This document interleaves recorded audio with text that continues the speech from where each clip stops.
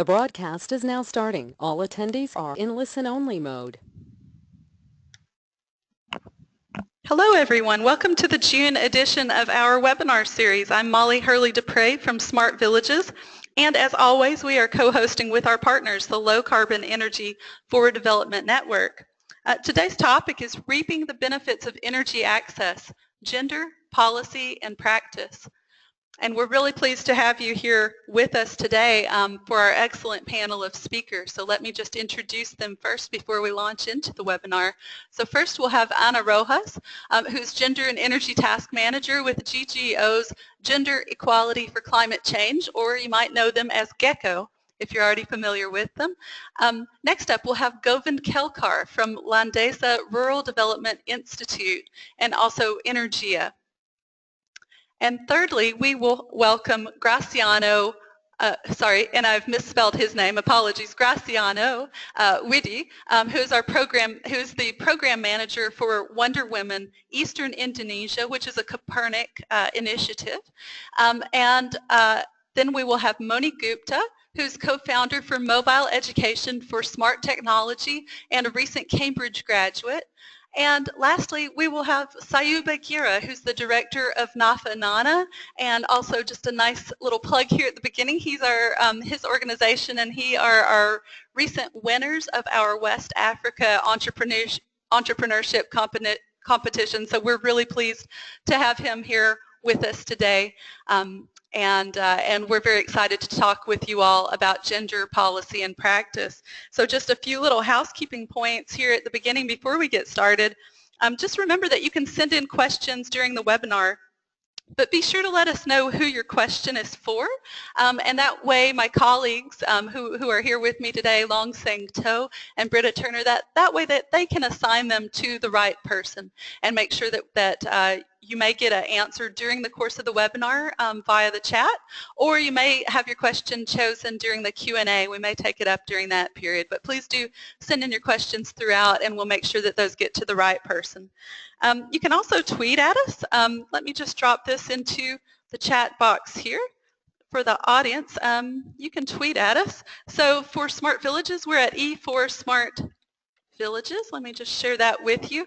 And LCEDN, they're at UK LCEDN. So please feel free to tweet at us during the course of the webinar or afterwards as you wish. So before we go to our first speaker, anyone who's attended our webinars before knows that we do a couple of quick polls here at the top of the hour just to learn a little bit more about our audience. And we like to learn, for example, where you're based. So I'm just going to launch this poll right now and give you a few seconds to send in your responses. So in terms of where you're based, are you based perhaps in Latin America and the Caribbean? If so, good morning. Are you based in Africa? Good afternoon to you. Europe and the Middle East, again, good afternoon. Asia and the Pacific, thank you, good evening. Thank you for joining us. It may be quite late for some of you.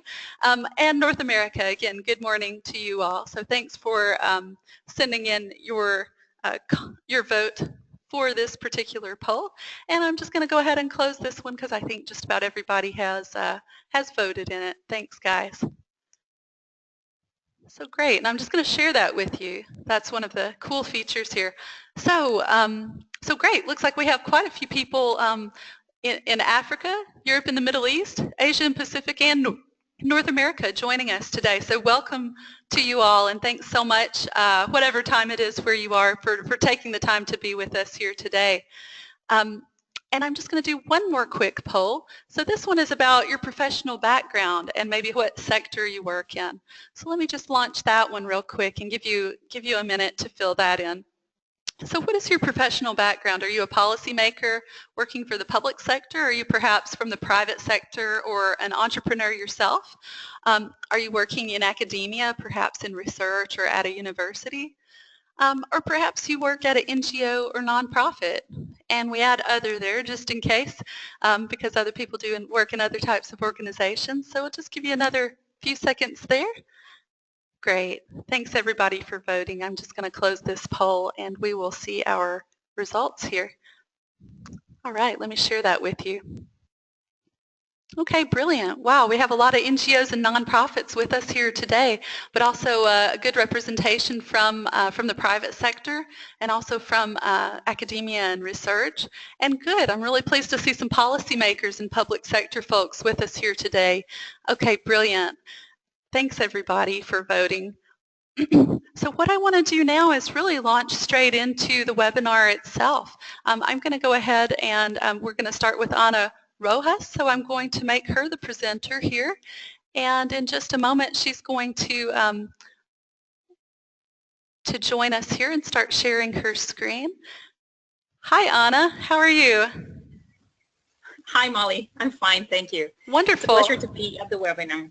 Thank you. Well, and I'm really pleased to have you here today. And just before you get started, I just want to let everybody know that we have a really great report from you in our handouts section. So if you want to have a look at the report that Anna's going to talk to us about today, you can see this underneath handouts. That's the IUCN SE for All EGI report there. So Anna, I'm going to let you go ahead and launch into your talk, and thanks a lot for joining us here today.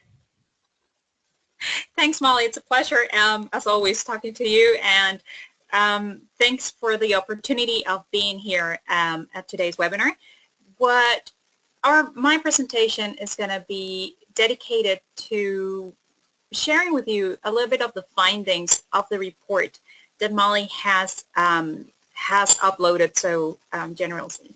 As we say, today's topic is gender considerations in Sustainable Energy for All Country Action Process documents, and we'll be sharing some findings with you. And perhaps you are wondering at this moment, why is the International Union for the Conservation of Nature working on gender and energy, which perhaps is not the first thing that comes to mind. But we're doing this under GECO, though still running until August, which stood for Gender Equality for Climate Change Opportunities. This program is transitioning now into a larger initiative supported by USAID that we will be calling AGENT, which stands for Advancing Gender in the Environment. And under GECO and AGENT, we've had an energy streamline of work that is specifically dedicated to understanding the energy, gender, and mitigation nexus. And the way we're approaching this, as the union is not an implementer organization, it is a knowledge generation organization. So we're doing this through sharing existing practices. Of course, first we have to collect them, and encouraging documentation of experiences and new knowledge creation. And this is what brought us to Sustainable Energy for All. Because one of the things we've engaged in is trying to have a better understanding of what is the policy framework that is out there. So whether there are energy policies or other national initiatives like the ones that have been developed under Sustainable Energy for All, which you know was launched in 2012. And very interesting, for the first 2 years of its implementation, it had a special campaign on health and gender equality. And the topic does not seem to be to have been forgotten. Actually, in its work plan for 2015, they've established the need to develop a gender and energy accelerator, which is now being launched this year, also referred to as the People Center Accelerator. And this is all to say to you that there is an effort from the initiative to push the gender agenda forward in terms of understanding how this would ensure universal energy access, doubling of energy efficiency, for example. So with this in mind, we wanted to understand to what extent gender has been mainstreamed in C4All country action process documents. What was the impact of having gender being included as a high opportunity goal under the initiative? Have we seen some progress in terms of how the topic is moving forward? And we have, which was very striking when we did the assessment. From the 61 documents that we were able to collect and assess, we found that 82% of the documents address women or gender in one way or the other. And by doing that, we mean that we collected the RAGAS, the Rapid Assessment and Gap Analysis reports, which are the first step for the C4All initiative, but we also looked into action agendas and investment perspectives. And you can see that there are differences, but in most all of the stats, we see that gender has been addressed. Now, I know I'm running a little bit out of time because we have, it's limited, so I'm just going to focus on some of the findings that we've had. And you could see in the report that we looked at the way that women have been characterized in the documents. We want to understand how policymakers see women in their work. And it was very striking to see that 62% of documents sort of see women in a passive manner.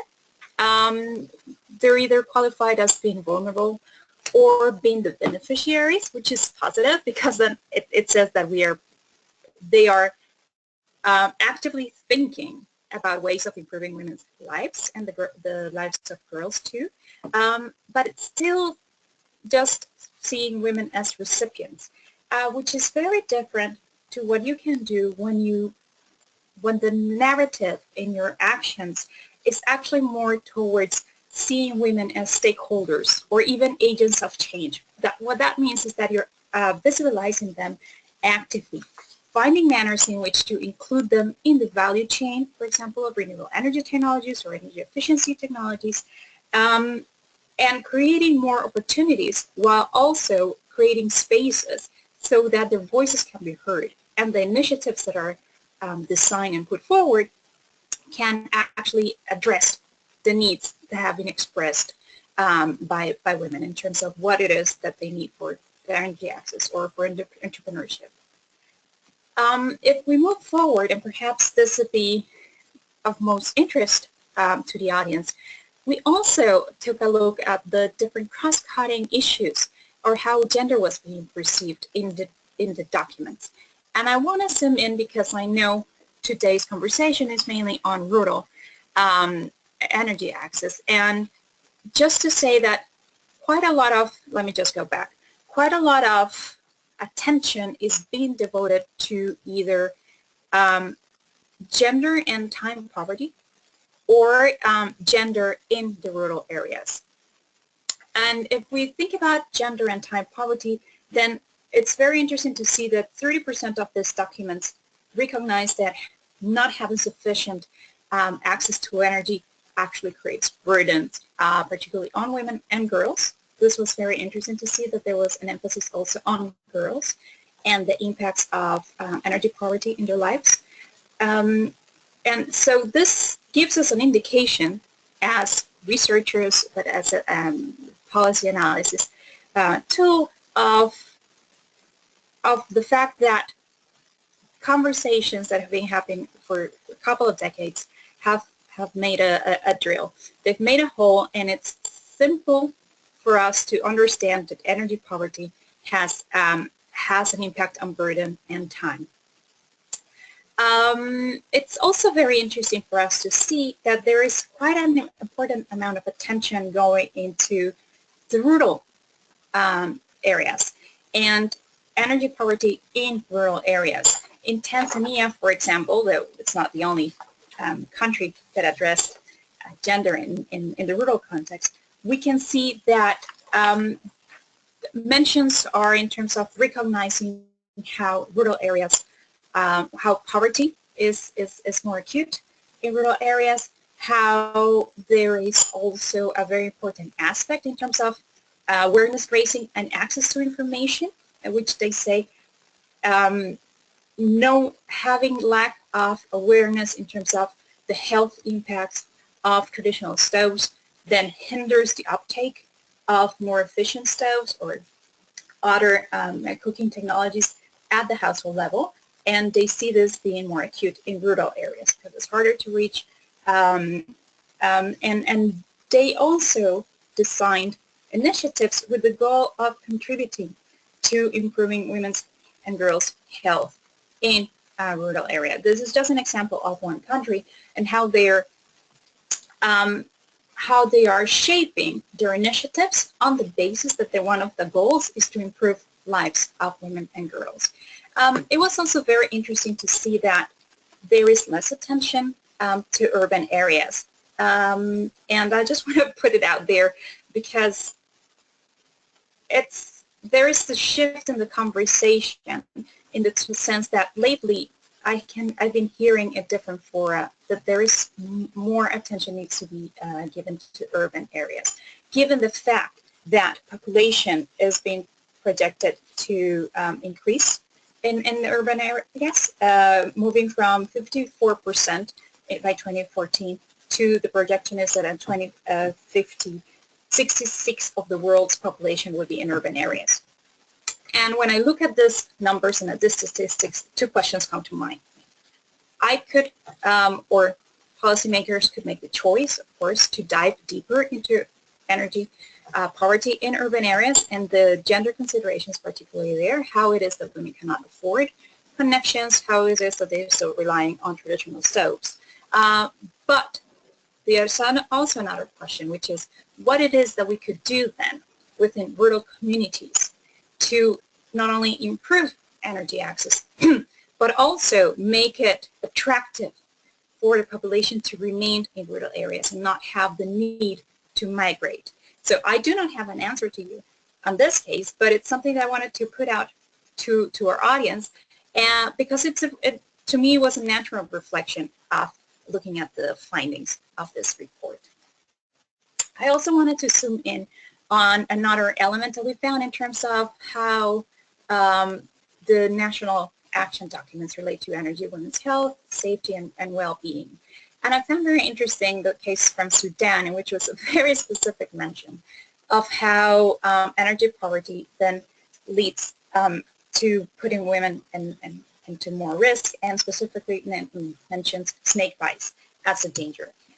This is a signal to me that there is a lot in terms of writing this report that relates to to rural areas and the rural context. In my country, Costa Rica, a lot of snakes, but very hard to still find them in urban areas. So this may seem a small detail, but it tells a lot in terms of how gender considerations, but particularly interventions, are being designed. This tells me, of course, there is a very important aspect in terms of putting energy poverty in the context of rural realities. And also wanted to mention, because this is something that was unique to the findings we've had on the assessment of sustainable energy for all documents, it's the relationship of how improving energy access has a direct impact on improving health, whether because it solves the problem of poor lighting in delivery rooms and health services, but also because it increases the possibility of having refrigeration for medicines, which of course then makes it available, makes the medicines available for girls and boys, women and men, and has a direct impact on their well-being. And again, this is interesting to see because it's not something that we have seen, for example, in an assessment that we've done on energy policies, which will be out relatively soon. So this is particularly interesting, and it also tells me that when the C4All campaign of the initial 2 years was developed, it did have an impact on helping policymakers pay attention not only to gender and women's needs, but also to the nexus with health. And this last slide is just a summary of the recommendations that we've put together in the report. They're mainly designed for policymakers, project developers, implementers of the C4All action documents. So they go more in terms of the need to sometimes still address more capacity building materials so that good practices of how you reach rural areas and how you address women's needs can be known, because in some documents it was clear that there is a desire to work towards addressing gender equality, but not necessarily mention of activities or indicators. You have it. And The recommendation is also for the Sustainable Energy Apparel to work perhaps more now through this Gender and Energy Accelerator in developing this type of guidance so that when implementation comes, the objectives and the good purposes of governments can actually be translated into implementation. And with that, I would like to thank you all for your attention and leave you with my email and also the email from Maria Preble, my colleague, who was the main researcher for the report that I just present and that Molly was so kind of to share it with you. So thank you very much. Thank you so much, Anna. I mean, I think you've brought up a number of really great points that we can continue to pursue today in the Q&A and through the examples that are going to come and in the further policy conversation that we have. Just for one moment, I just want to comment that the point that you make about seeing women as stakeholders and even as agents of change, I love that, and I hope that the audience, this is ringing some bells as well. And I think we'll come around to some of your other points in the Q&A, but just from a Smart Villages perspective, when you were mentioning the kind of rural-urban, and we could think of that as well as kind of a rural-urban gender nexus there as well. This has been one of the things that really led us to get started into our work was, you know, how do you make rural areas not only livable, not only okay, but actually attractive to the people who live there and who want to remain there. How do they have access, for example, to the internet and to all kinds of services, and as you mentioned, health services being a really crucial part, and hopefully taking a little bit of the burden off of towns and cities, you know, where people tend to migrate to. So thank you for bringing in some of these points, and I'm excited. And please, for the audience, please continue sending us some questions because we'd really love to hear from you and take those up. So we're going to move directly into our next presentation, and this is going to be Govind Kelkar. And let me just bring her in. Hi, Govind. How are you doing? Hi. Hi. Let me. Yeah, no worries. We'll go ahead and bring up your presentation, and that might take just a moment. Perfect.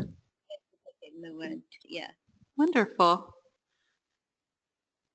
Why I'm not getting the screen? Ah, that's right. Because of this is open. Can I mute it? Probably, yeah. If you can just decrease that screen. Yeah. Oh. Or you can just pull, I think you can just pull it down if you want, because I know your presentation is saved there on your desktop, just underneath there. Yeah, that's But right. technology is not always cooperating with us. It cooperated earlier, but now it is not. Not closing. So, let's see. Are you able to just kind of pull it down? It may be because this pop-up is open. Yeah, maybe if you can close this pop-up about the Citrix launcher. That's what I'm doing. That may just be what's blocking it a little bit. Okay. Yeah. Yeah, fine. Perfect. And I know you've got a great presentation for us today on the gender and energy nexus, which again we've heard about in Anna's presentation, but we're curious to go into that even more with you. So that's why I put the two policy presentations here at the top of the hour, so we can kind of see these policy issues first, and then we'll go into some great examples. So Govind, please, thank you. Thank you. And take it away. Thank you, Molly, Anna, for having me here. And Anna provided a kind of background, but I'm going to talk about the energy and gender nexus. And sorry, Govind, just to interrupt you there, do you mind making it full screen? So just in the bottom left-hand corner on the slide, so not there, but just above the slideshow. Yeah, so the third one from the left. Perfect. Okay. Thank you so much. So I am going to talk about the political economy of energy access and use, and particularly looking at the women empowerment and energy nexus, how the two-way relationship is there, and the context of economic and political processes of a country or of a region. So, and this is based on our research that we have taken with Energia and India and Nepal, And one of the things that we have combined an analysis of social reproduction, domestic cooking and care, that means, and production in agriculture and agri-based enterprises. So we don't look at really the role of women only confined to domestic cooking, where some policy stress is there, but we also see that large number of women are engaged in agriculture and some in agri-based enterprises, and that also need to be seen whether they have access to energy and they use it or not, and if they are not able to use, why they are not able to use. So this is the framework. Now, why there is a two-way relationship, ways in which energy and empowerment of women relate to each other. Now, one way is to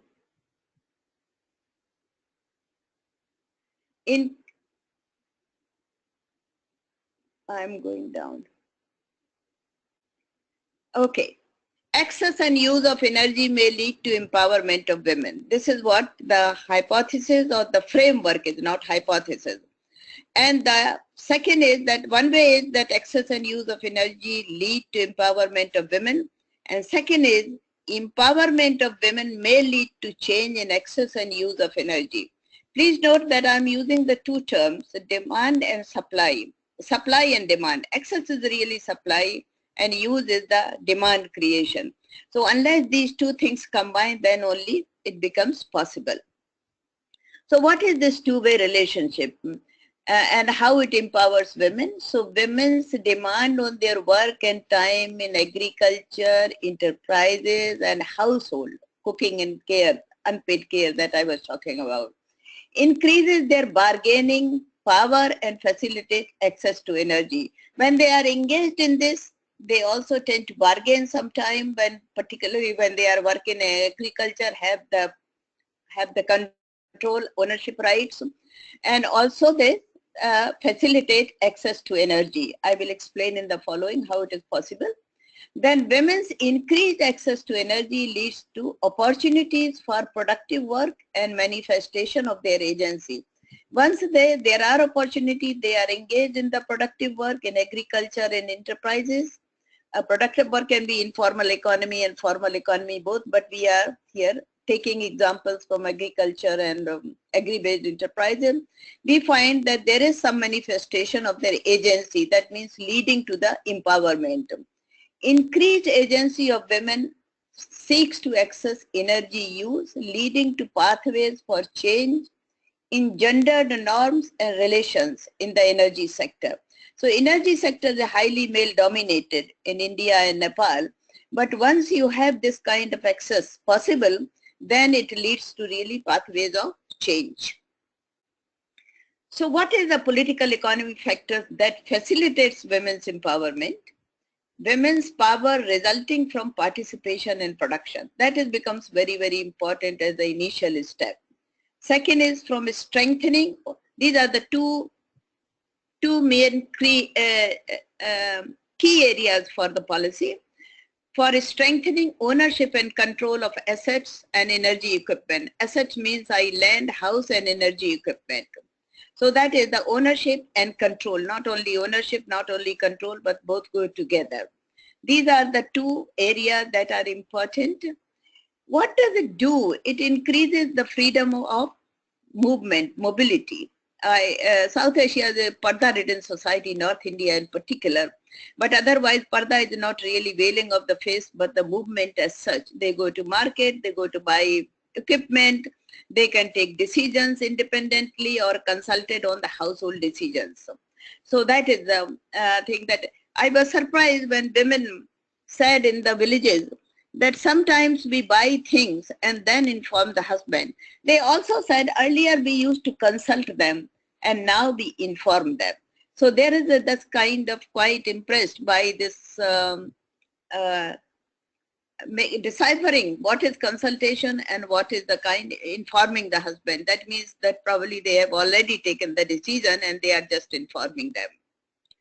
What do we mean by gendered accession of energy in agriculture and related enterprises? We have government programs for LPG. That is one thing for domestic production, and that is 5 million households have been given energy, LPGs, and LPG is in the name of the women. So that program has been going on, and it's considered to respect for women. I don't know how does it respect, but it certainly facilitates their work. But when we investigated whether women were using energy, whether it is solar energy or electricity or the equipment, diesel-based equipment, we found that land came repeatedly as the question. Government have introduced some program for the subsidized tractors, subsidized tillers, pump sets, but women were not entitled to have access to these because they were not farmers. They did not own land. So we went there to investigate the question of energy, but we came back from the field saying that, oh, land is so critical for the accessing energy. Presence of women's collective made some difference. We have lot of self-help groups. I mean, it is well known about India. And that was one thing when women were able to negotiate the power. So one factor that how it really can improve the situation, once is if they have ownership and control rights to land, its produce. Second is if they are organized into collectives, then they can make decisions about the energy use. There are some SHGs who have not only electrified their household, but also their villages in Andhra Pradesh, in India and Telangana. Third factor is also has been important in Nepal and rural India, the male migration, absence of men. When the men are not there, women tend to take decisions. And there are studies that are pointing out that female-headed household, which are considered a vulnerable kind of thing, they tend to make these decisions to having LPG compared to the male-headed households. So they make decisions to have this. So somehow this male migration and absence of men empowers women to make decisions. Energy use decisions interact with change in demand on women's time. Use of LPG, which I just gave the example. And in Tamil Nadu, in rural areas, it was women self-help groups categorically said, where they for the last 30 years, as a part of the government program, as a part of the election manifesto, which was maintained, that households were given LPG, and LPG was liquid petroleum gas, that is the LPG. These cylinders were given to each household and in the name of the women. And while we found that there was a lot of fuel stacking, that they were using wood, they were using kerosene sometime, coal for cooking. But in Tamil Nadu, where this LPG was distributed, they said we can no longer cook fuel wood. No reversal is possible. We are not going to cook from the wood fuel.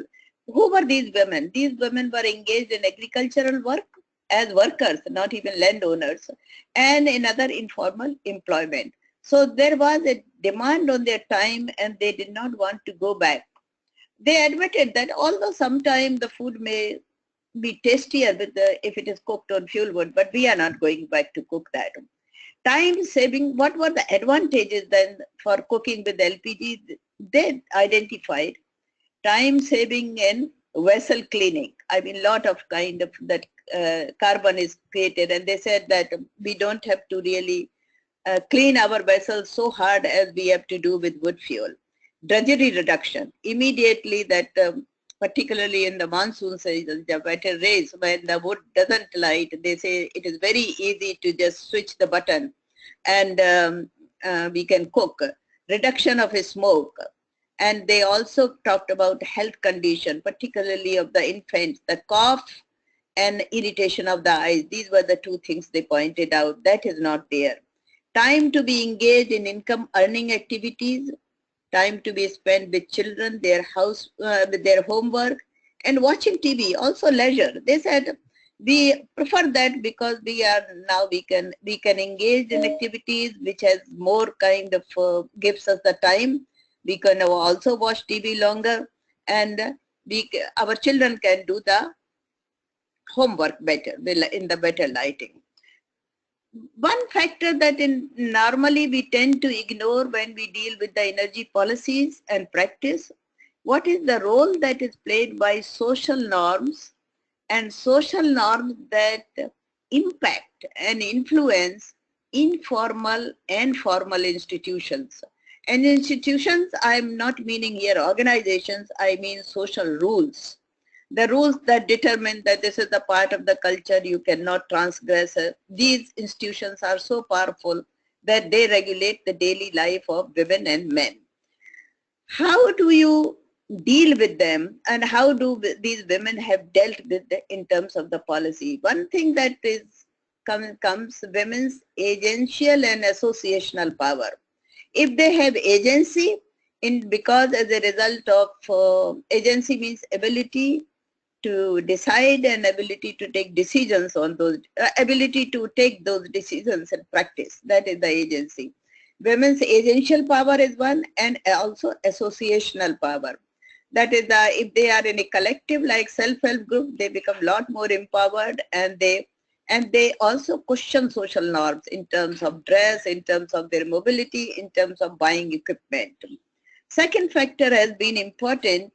Ownership and control of productive assets can change social norms. And the women are considered as the able person. These are the kind of, it is no longer, they are not considered as dependent, with a lot of rural South Asia, they are seen as the totally dependent. So others also acknowledge them. They are acknowledged by the government agencies, and they are also acknowledged by the private sector once they have the ownership and control of productive assets. Productive assets can be lot, but I mean here only three productive assets, that is the land, agricultural land, housing, and energy equipment. For example, 20 years ago, they did not operate the pump sets, agriculture and irrigation, and they were considered that they could not do. But access and use of energy is an enabler to provide equal opportunity to improve the quality of life and participation in economic activity. So this is the second way of the relationship, which I say access and use of energy empowers women. It creates an enabling environment for the equal opportunity. Hi, Govind. Can you hear me? Yeah. Okay, we'll need to move on to the next speaker. Do you think the last slide. Okay, last slide. Yeah. How do you change to a transformational change? That is, the two key factors are there: promotion of women's employment opportunities in rural areas with decent work conditions, not like the informal economy that they are working now, and assisting women to address gendered social norms with policy and practice for entitlement of productive assets. So that is these are the two kind of, if we can, the capsule definition, that how do you bring changes in social norms, how you increase their access to energy. This would be important. That has been our findings. Thank you. Thank you so much, Govind. We really appreciate that. I mean, that's been very, very useful to even dive into your research and really see the ways in which energy access can really empower women. This is very exciting. And again, I'd like to remind the audience to send in your questions for both Anna and Govind at this stage, because these points are so important, so exciting. We really want to share them with you, but we also want to hear your thoughts and your experiences. So we will move to our next presenter now. So this is Graciano. Hi, Graciano. Hi, Maury. Thank you for the opportunity. Yeah, absolutely. We're glad to have you here. We're excited to hear. And now for the audience, we're going to kind of move into more case studies and examples from around the world. Graciano, we're really excited to hear about Wonder Women in Eastern Indonesia. Thank you. Sure, thank you. So let me introduce my name first. My name is Graciano Widi, and I'm from Copenhagen, an organization that's based in Bali, Indonesia. And I would like to take you through our program that promotes women empowerment through technology distributions. So our program is the Wonder Woman Eastern Indonesia. So as you can see that it promotes women. And then it serves the missions of Copenhagen in general. So Copenhagen mission has been finding what works to reduce poverty in the last mile. So we try to bring bring solutions to the community to alleviate poverty. So the distributions of technology is, of course, working with women, and then we also serve the community who located in the last mile. So this focus has been our interest, and that's why we work in the eastern part of Indonesia, where the challenges related to electrifications, energy access to clean water is still limited. So far, since 2014, we have been supporting 466 women as a tech agents that we affectionately term as the Wonder Women. And they have managed to distribute 38,000 technologies and also reaching 190,000 people. So these are the map where we operate in Eastern Indonesia. And so the technologies that we distribute in the last mile is pretty simple. We have actually 4 categories, starting from cooking technologies, from the clean cook stoves, water purifications, water filter, and then solar lighting, and also health technologies that includes clean sanitary or reusable sanitary pads. And we are looking forward to test new emerging technology using the BS ecosystem for the home system. So for all women who is joining our programs, they will be maintained under the Women Empowerment Journey.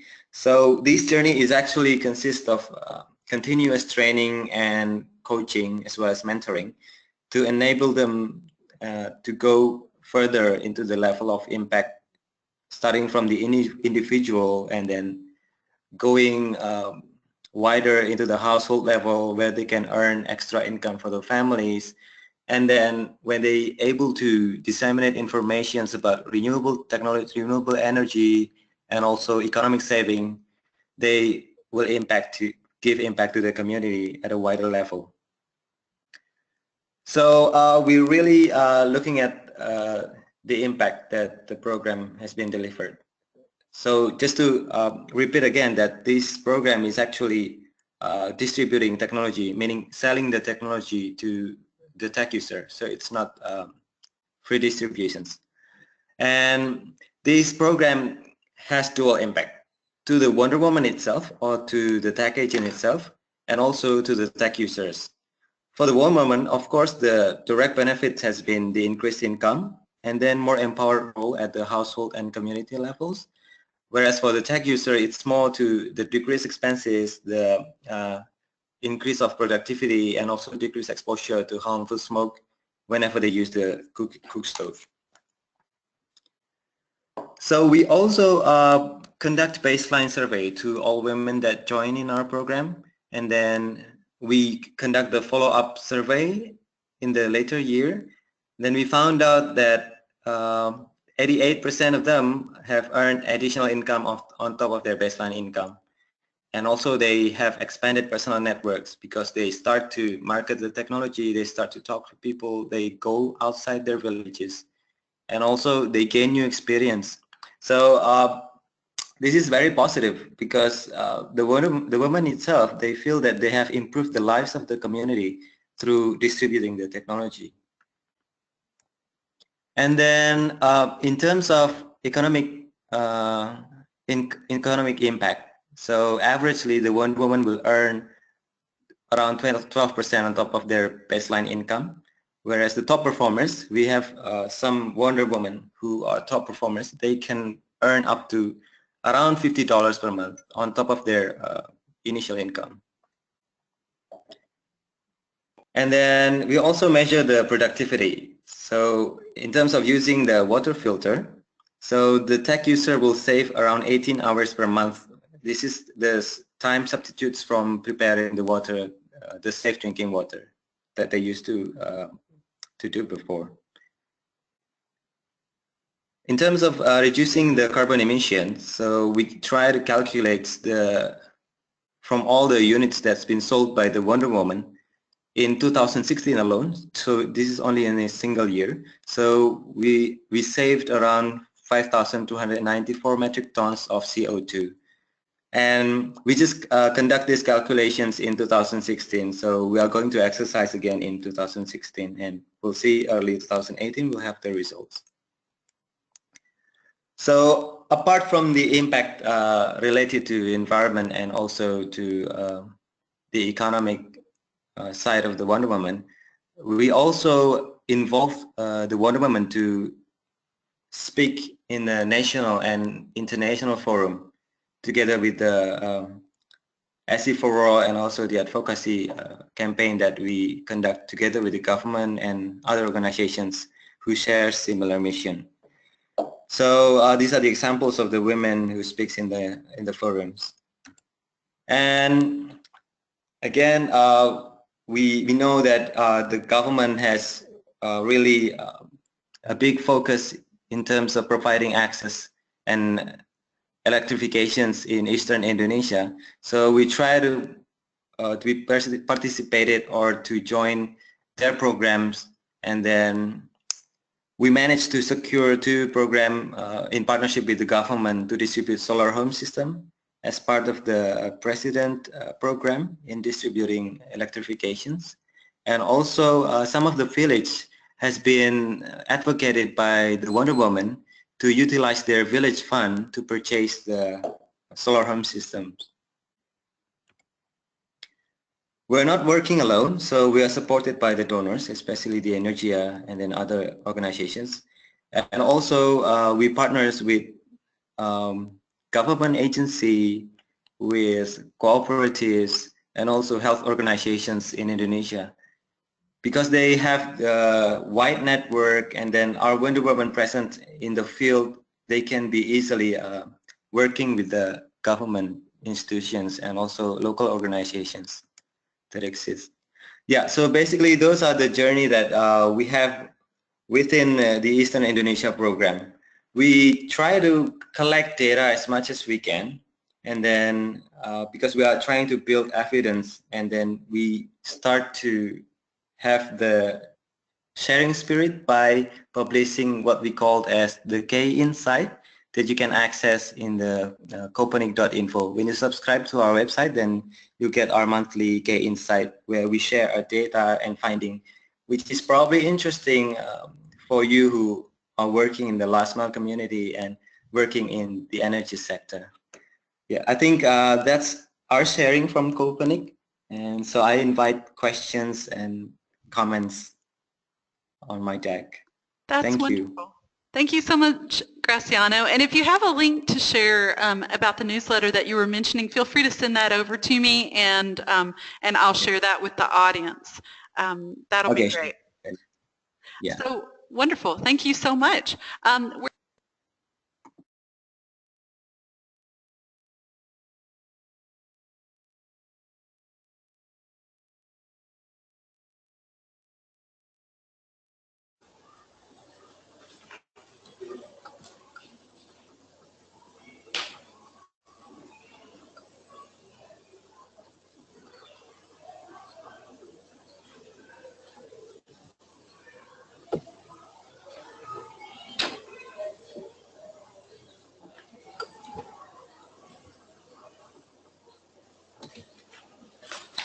Hello.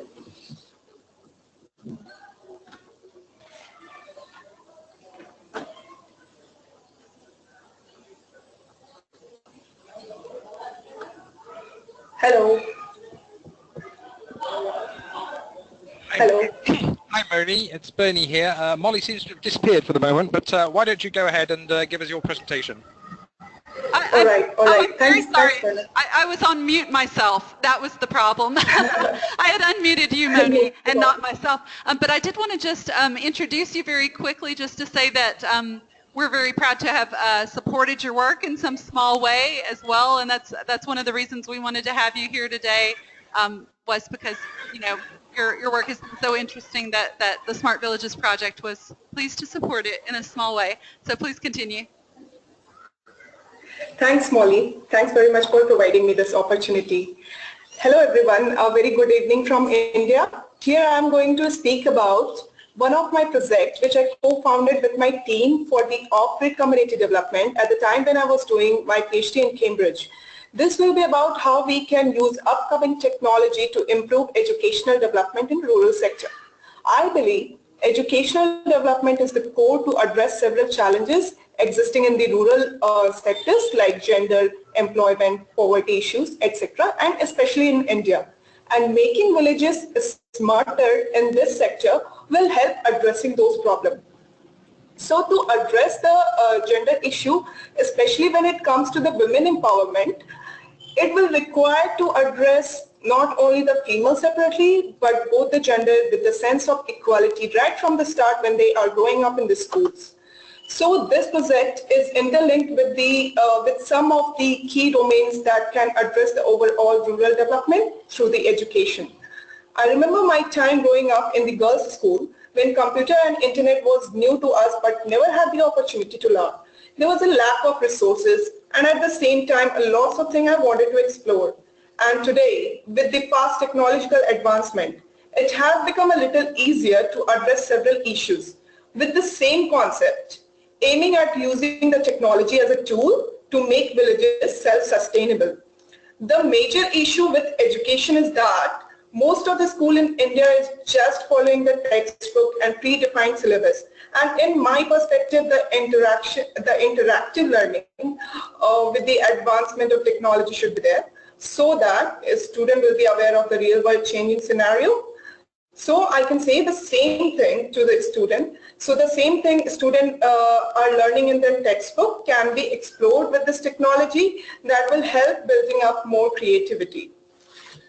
So firstly, I would like to thank to Smart Village for providing me this platform and financial aid to me and my team for such project.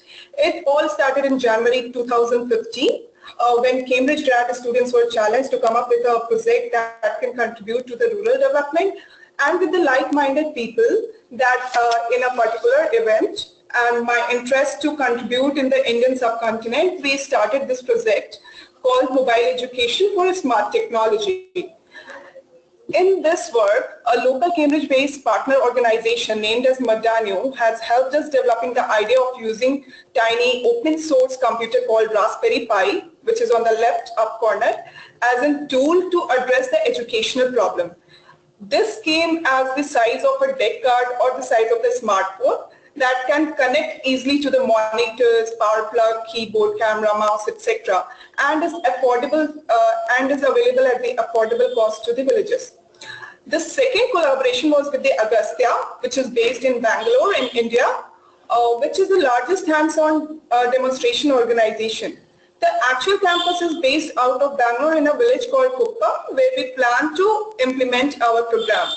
In this program, we built classes. The classes include learning wide variety of tasks like basic of Word, PowerPoint presentation, Excel, math, science, practical, Python, etc. I can talk about it separately if anyone is interested to know more detail on it. But overall, it was combining a software program with a subject and with an activity to build a lesson and learn about it.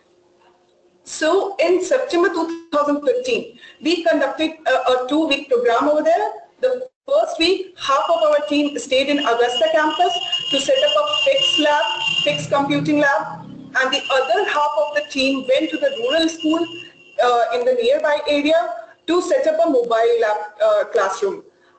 After the initial training to the local trainers, we implemented this program. We have taken classes of the students, and then in the next week, we trained those trainers again and encouraged them to take the classes. And we assisted to them in this journey. So I can say the overall experience was very good as it was a 360-degree learning process. That is like we learned from them and we actually taught them what we wanted to deliver our program through. But throughout this program, I found that gender issue is a huge roadblock in bringing more creativity to the classroom. Initially, the boys were often found to be more responding in the class and they were more aggressive. But the girls were always quiet. When I went into more deeper, I found that most of them were raised in an introvert environment and were very hesitant to share their thoughts. So what we did here, that we organized the group learning process.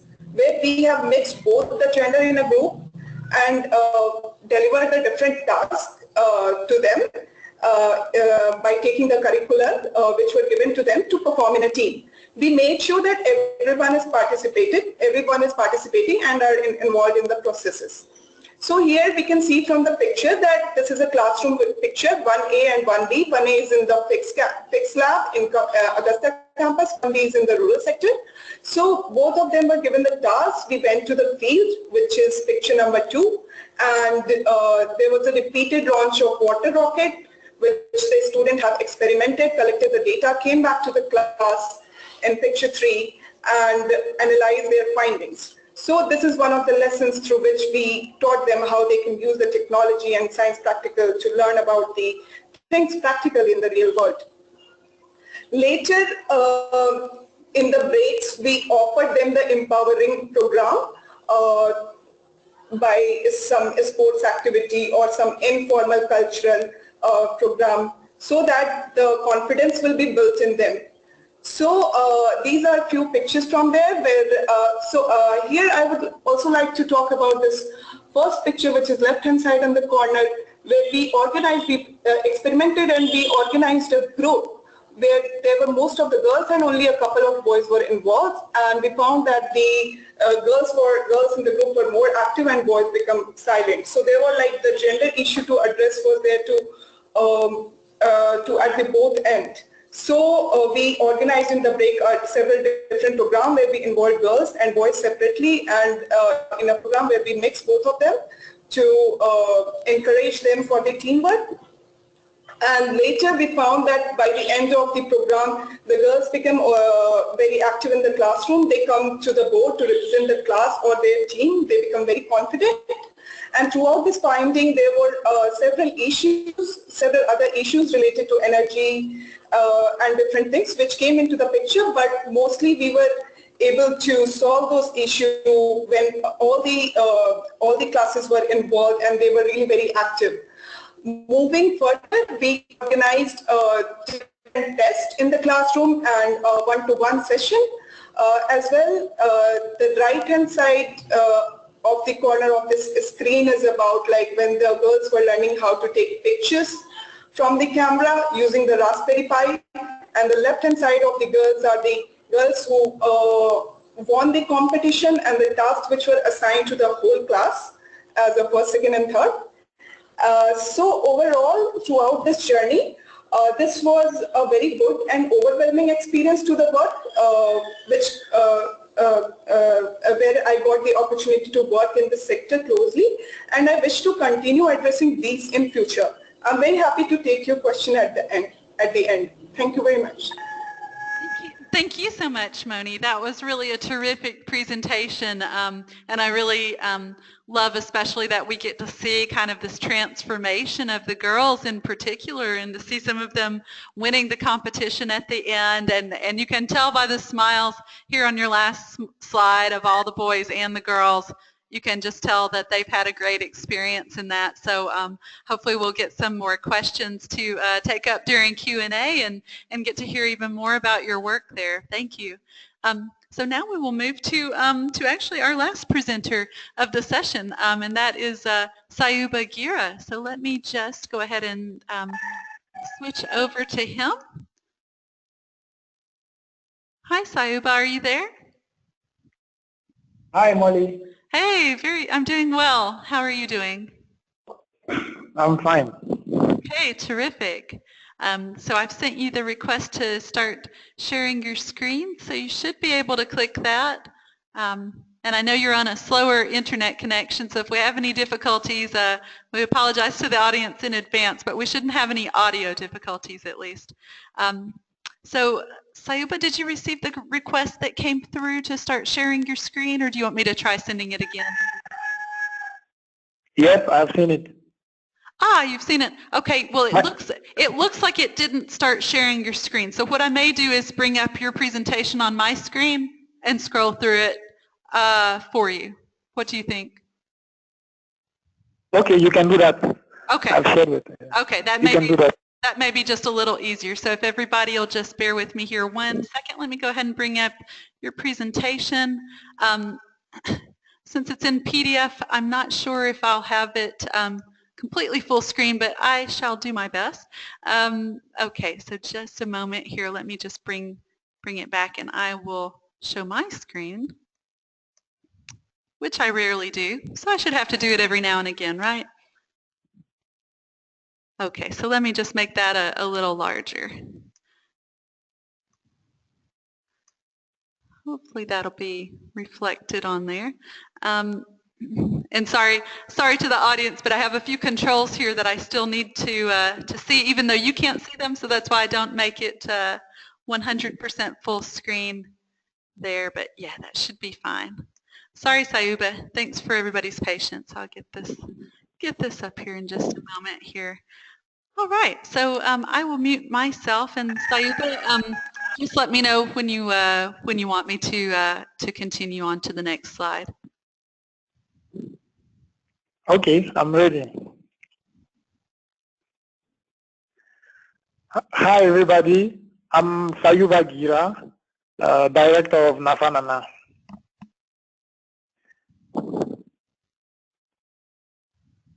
So Nafanana is a social business that promotes clean and affordable energy solutions through a micro-franchise distribution network in Burkina Faso.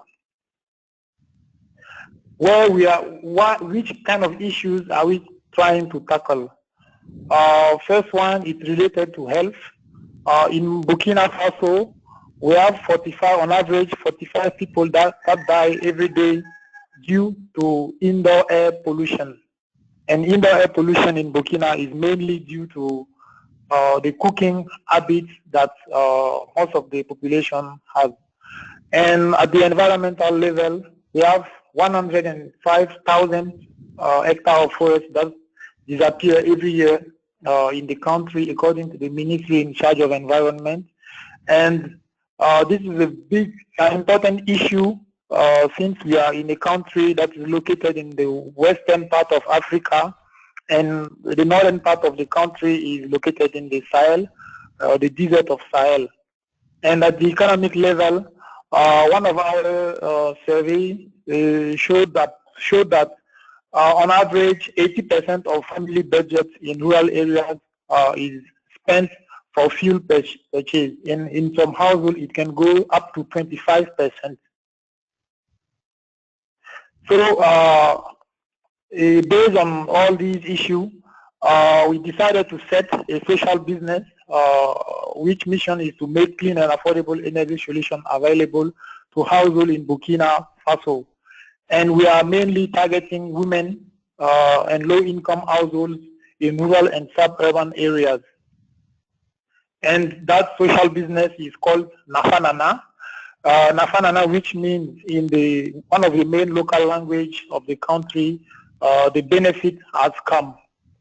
So the benefits have come for women, the benefit has come for Burkinabe in general. And which kind of solution are we proposing? We are working on lack of information, because from our survey, it came out that people in rural areas, people that are far from energy access, don't have information about what we call energy precariousness. And also there is a weak distribution network. So they don't have also access to energy solutions that I will talk about later. And in terms of affordability, we are targeting people at the bottom of the pyramid. So they have low investment capacity. Based on this, we decided, first of all, we run a lot of awareness campaign, awareness activities. So we talk about energy precariousness with its consequences related to health, to the economic and the environmental situation of the population, mainly composed of women.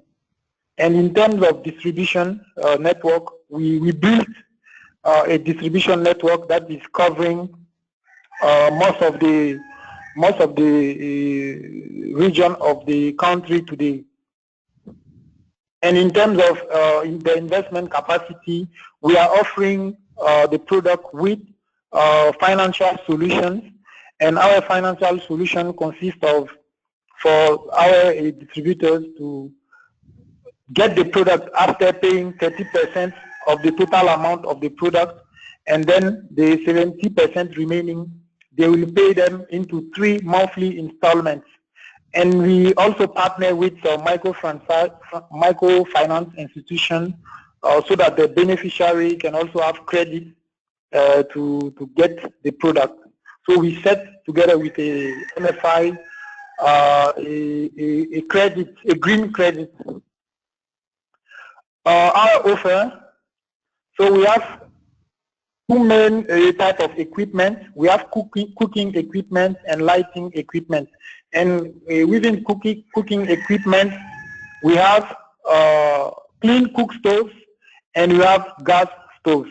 And in lighting equipment, we have solar lamps and solar home systems. And regarding our lighting equipment, one of our selection criteria is the fact that they all need to be Lighting Global certified, and we sell them with 2 years warranty and an after-sale service. And regarding the clean cooking equipment, one of our selection criteria in terms of distribution is the fact that the cooking equipment must be at least Tier 1, based on the ISO International Workshop with the Global Alliance for Clean Cook Stoves. So there is a classification of cook stoves from Tier 0, Tier 1, Tier 3, 2, 3, and 4.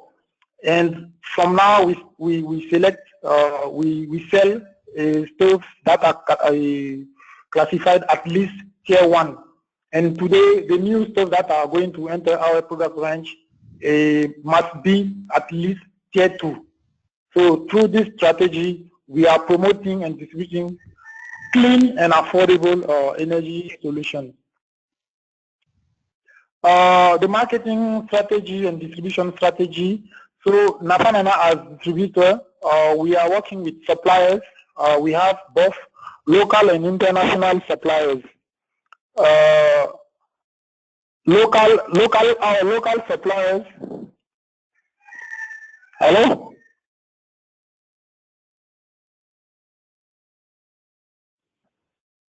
Yes, we still hear you. Our local. We hear you. Okay, good. Okay, so the local suppliers, we have local craftsmen that we support with advances so that they can buy, they can bulk buy, and then get more revenue from the product that we will buy from them. And when we cannot have the product at the local level, we source at the international level.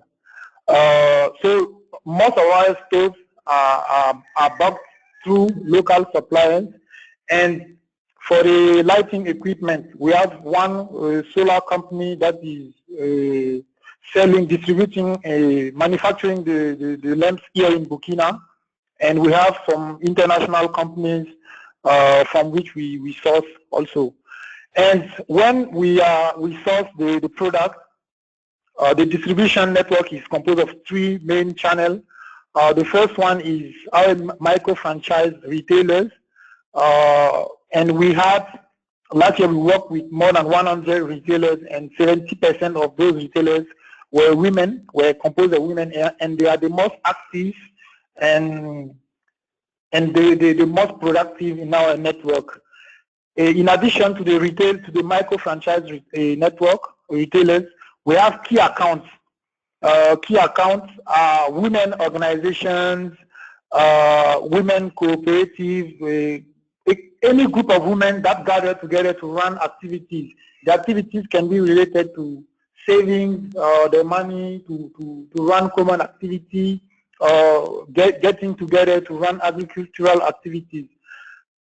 And last year we worked with 117 key accounts, and most of the key account is composed of, on average, of 90% of women.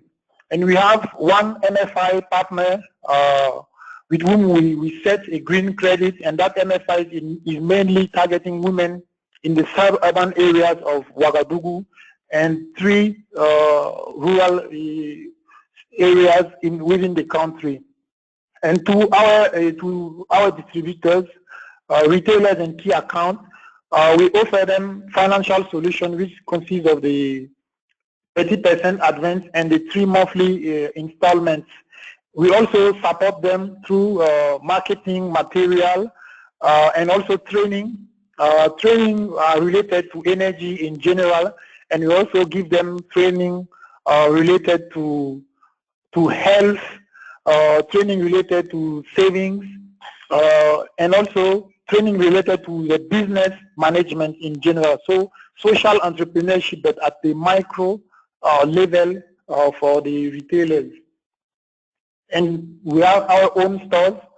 Today we have 3 stores in 3 regions of the country. We are opening the 4th store by the end of this month in the 4th region of the country.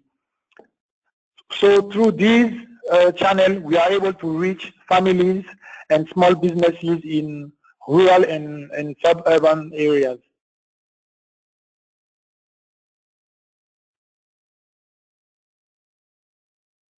The next slide, the pictures at the top level, the top left, we have a picture of the team of Nafanana, the team of Nafanana in the western part of the country, and our retailers. So we had a yearly event where we gather all of them in the same place, and we talk about the issue that they are facing in the distribution, in the distribution of the product.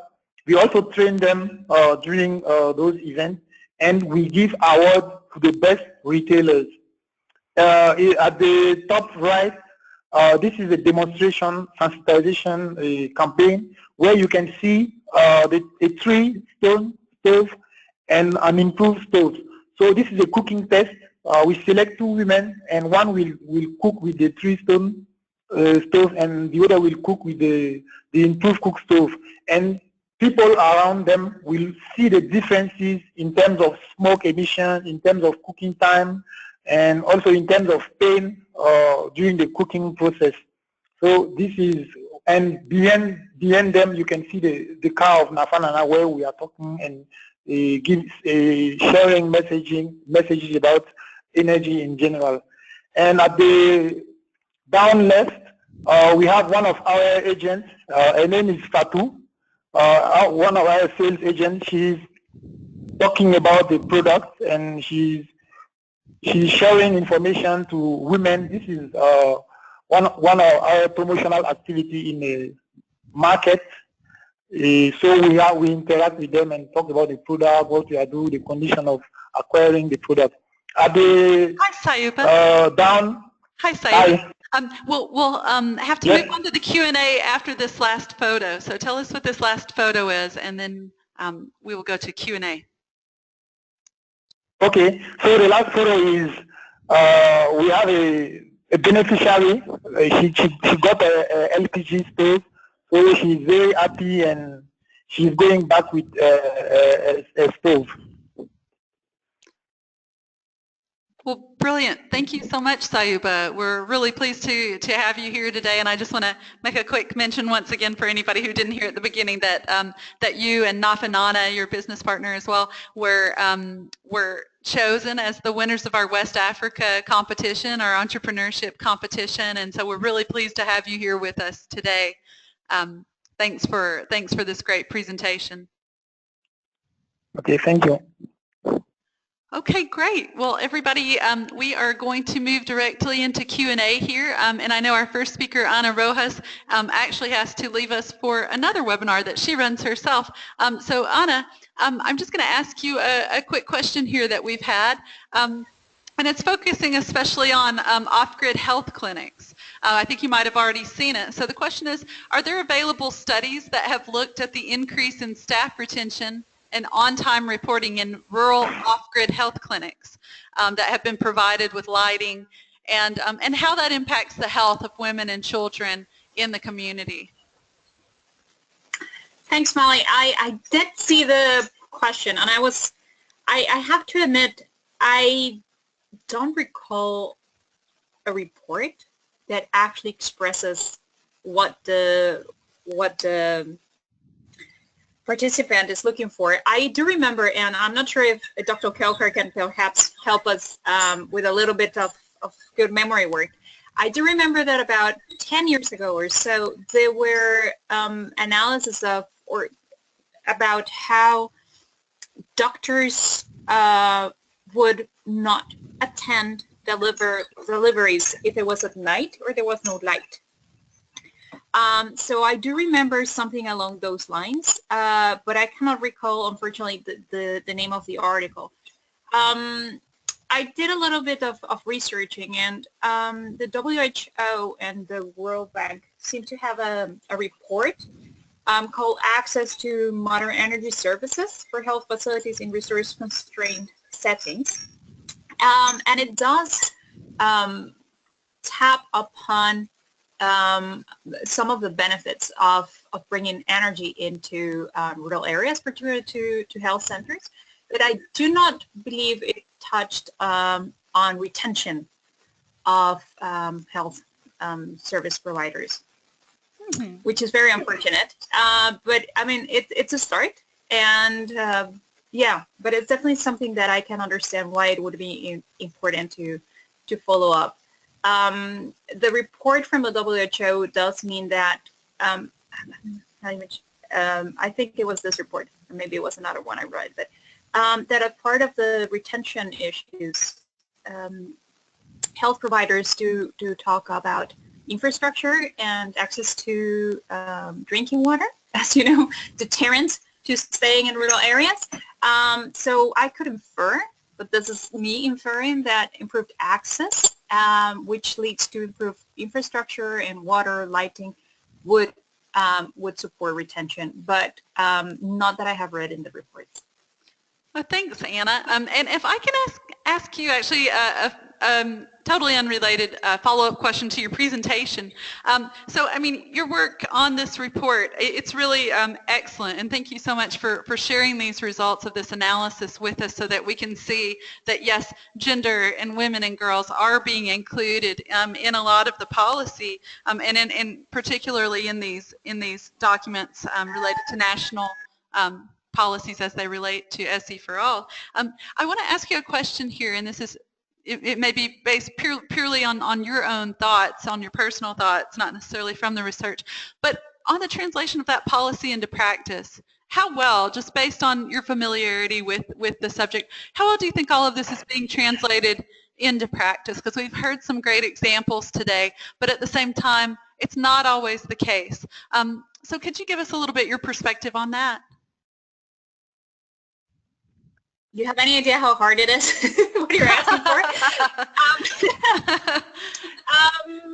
I think that it's hard to bring this into practice, basically because there are still quite some important capacity building that has to happen at ministries of energy, for example, for understanding internally the implications of addressing gender in their day-to-day work.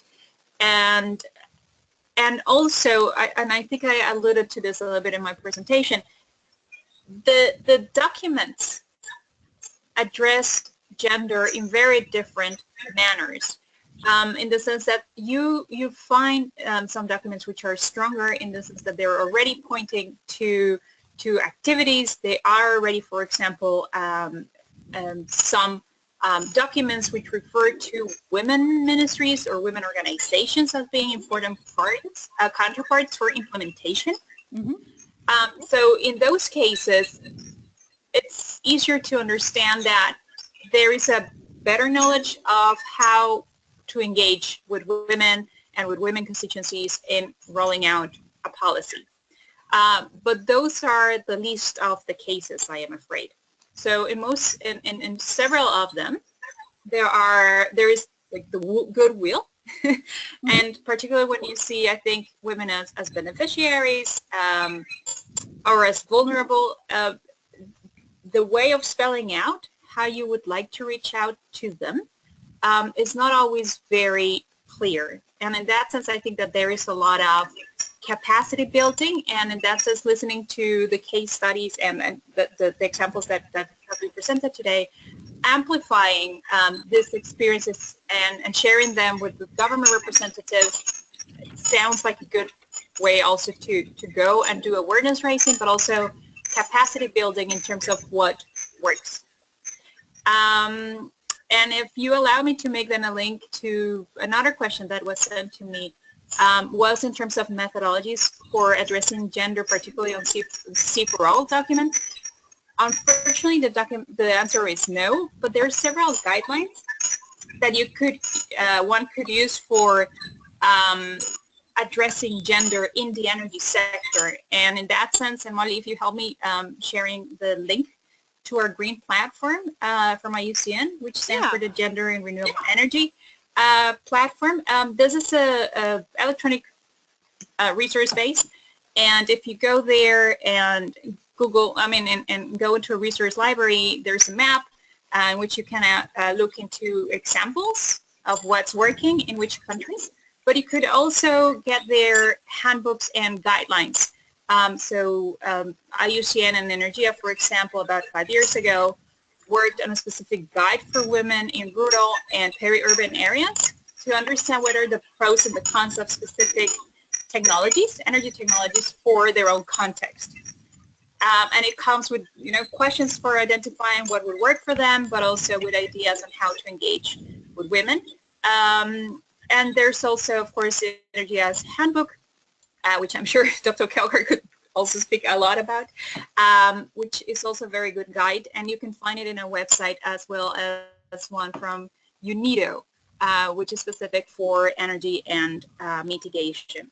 So my invitation to the audience is that if you're interested in figuring out how to do this, there are resources out there.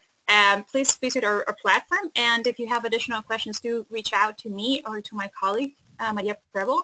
I will be also happy to support you in identifying these documents.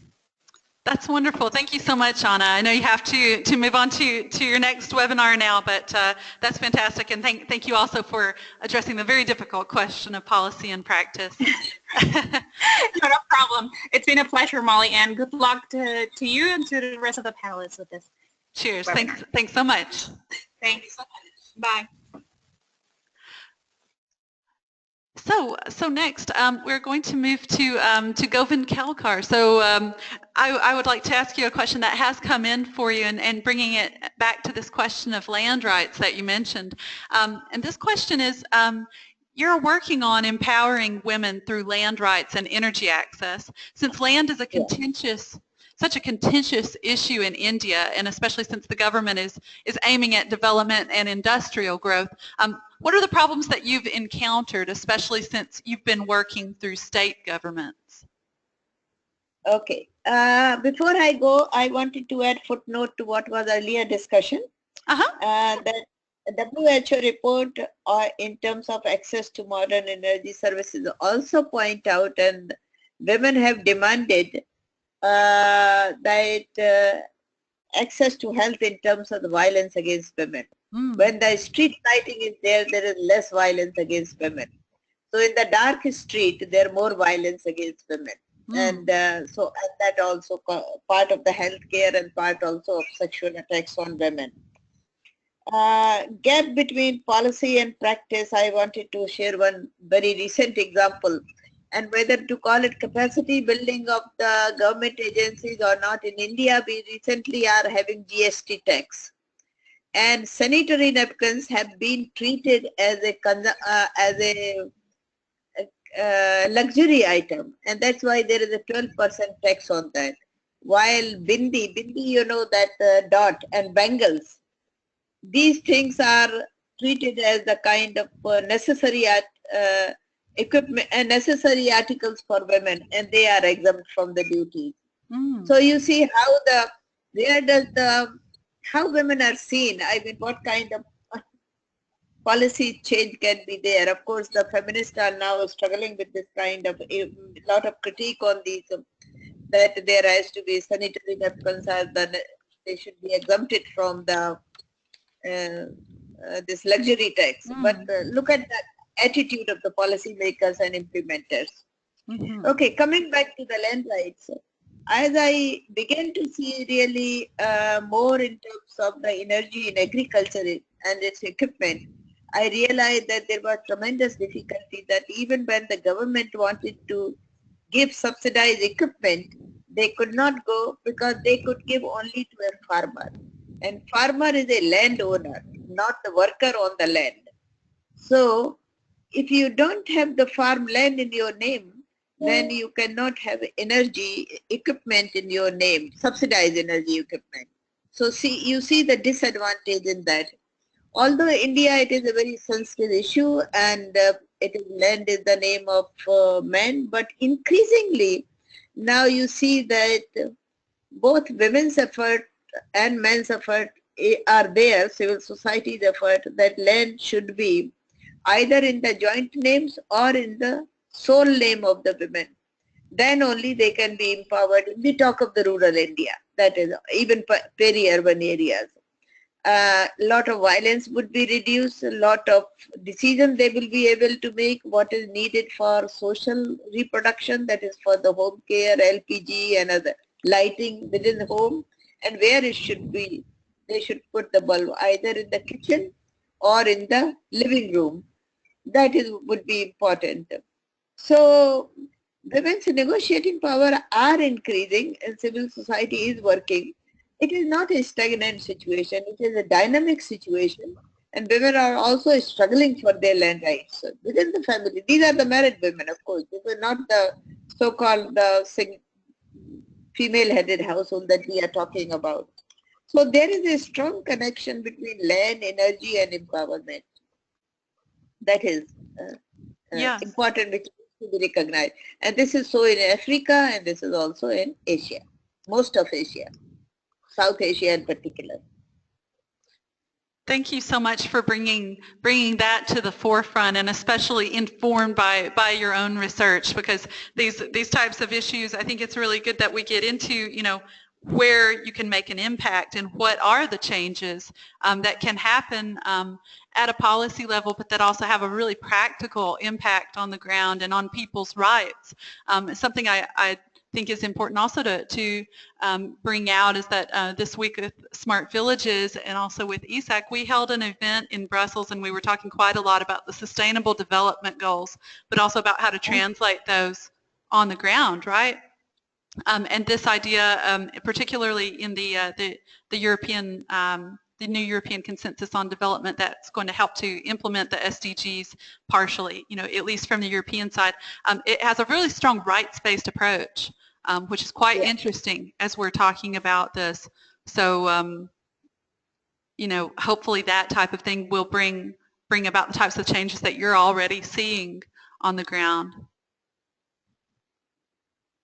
Because it is important, in my view, Molly and others, that we must, with all these stories of how social norms are going against women and how disempowered they are, women are working, struggling against these norms and making their way through. I mean, the whole concept of change agents, and that needs to be seen.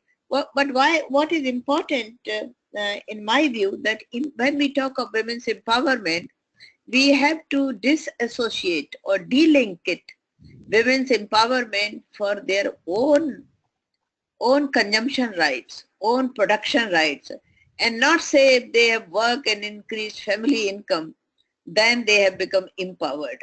That has not been the case in India, because they can work. Agriculture is a very good example of that. They work in agriculture, but they don't have any rights in terms of on land or on the produce. So I think this needs a serious cutoff point, that how women have empowered themselves, how they spend money on their consumption, on their production needs, and on their leisure needs. So economic participation as such should not be seen as the end in itself, but women's agency development should be seen as the end in itself. Mm-hmm. Thank you so much, Govind. Those are just such important points to make. Thank you. So we will speak next to Graciano Witty. Hi, Graciano. Sorry. Okay, perfect. Yes. Hi.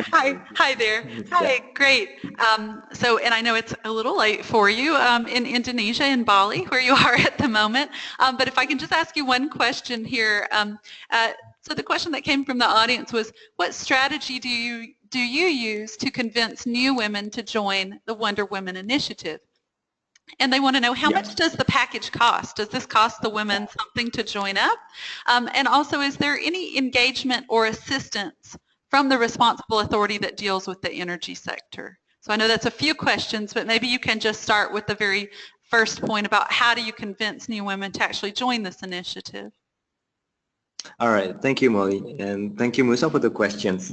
So for the first questions, we keep exploring the possible channels that exist in the grassroots level to really tap into the women groups and then also women community that exists in Eastern Indonesia. But one of the ways that we use, which is very effective, is by conducting tech fairs. So tech fairs is actually where we conduct demonstrations of technology, and then we disseminate the information about the benefits of using the technology in terms of economic saving, productivity, and so on and so forth to the community, especially to the villagers. So our staff has been very aggressive in working with the head of the villages, which is also related to the third questions. We're really looking forward and also building partnerships with head of villages and also local authorities to provide endorsement for us in their social event, in their community events. So I think these are the two most effective ways to introduce the technology and also the concept of renewable energy to the community, especially to the women, so that they might be interested to our program. So in terms of the cost for the technology itself, it's not in package, but it's in individual technology, and it's up to the tech users to choose which technology they want to buy. The price of the technology itself would vary between $7 to $150, starting from the small lanterns into the home system, which is the most expensive one.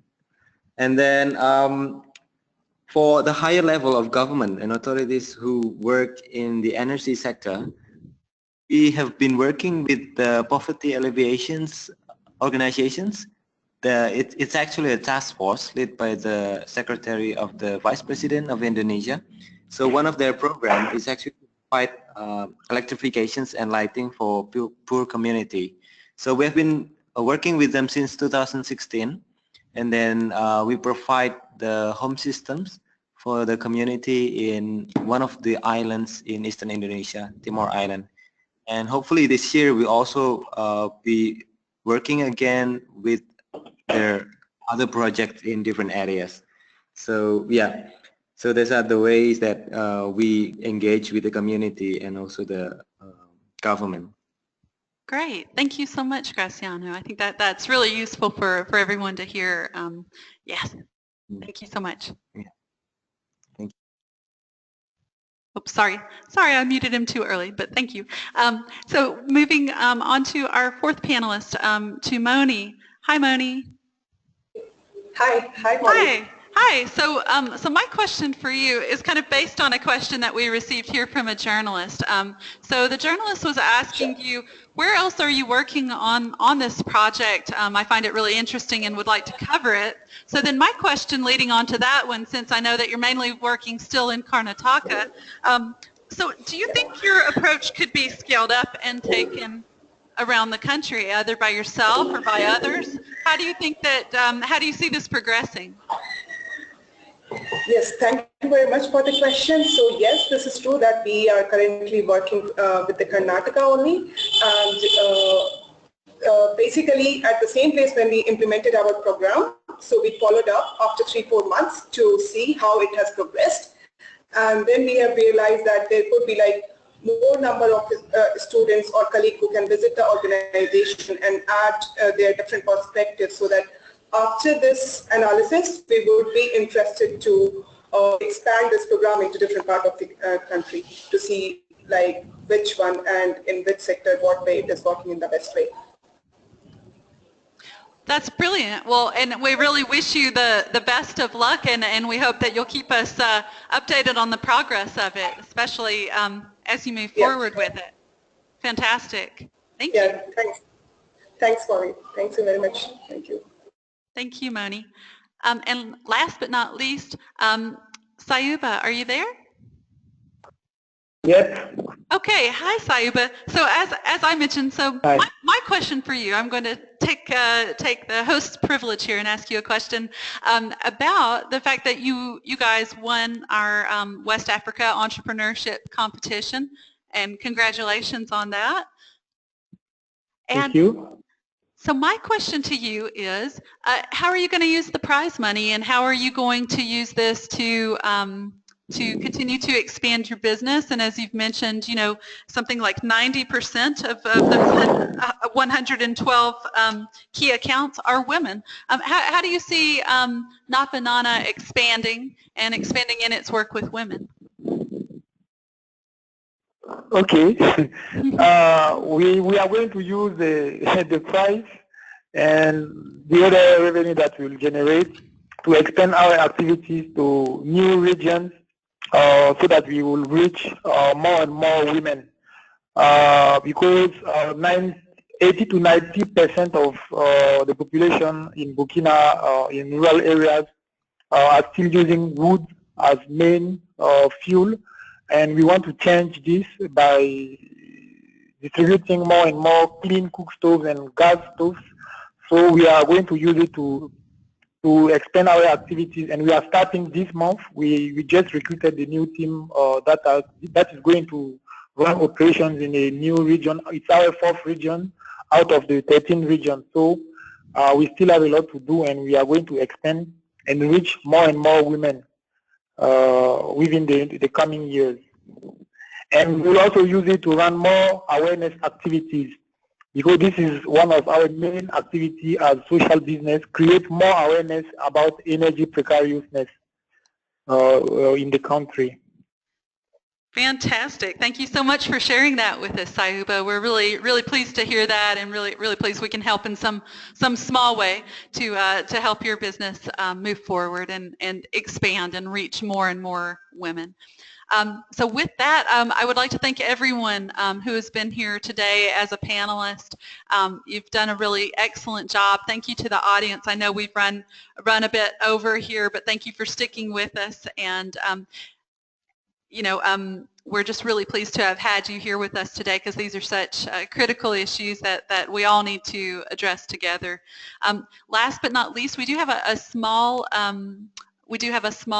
survey that we have at the very end, or as well, you'll get a reminder email tomorrow, and you can fill in the survey then. But if you wouldn't mind just hanging around and filling in that survey for us, and we'd just like to thank you again. Let me just bring the panelists off of mute here, and I'll just say thank you to all of you.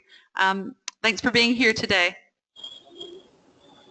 Thank you, Molly. Thank you, everyone. Thank you, Molly. Thank you. Bye. Thank you. Bye, everyone. Thank you. See you next Bye-bye. month. Thank you. Bye-bye. Sure. Bye.